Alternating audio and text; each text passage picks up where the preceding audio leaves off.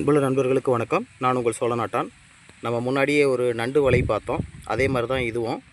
இந்த நண்டு வலைகள் அதிகமாக இருக்கிறது வயலுக்கும் சரி, இயற்கை விவசாயத்திற்கும் சரி ரொம்ப நல்லது.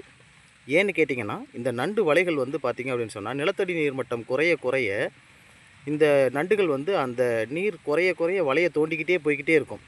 அப்போ என்ன நடக்குது அப்படின்னு பாருங்கள், திரும்பி இந்த வயலில் மழை பெய்தோ அல்லது விவசாயத்திற்காக திரும்பவும் நீர் விடும் பொழுதோ இந்த வலைகளுக்குள்ளே தண்ணி நேரடியாக உள்ளே போயிட்டு நிலத்தடி நீர்மட்டம் எங்கே இருக்கோ அங்கே தொட்டுரும்.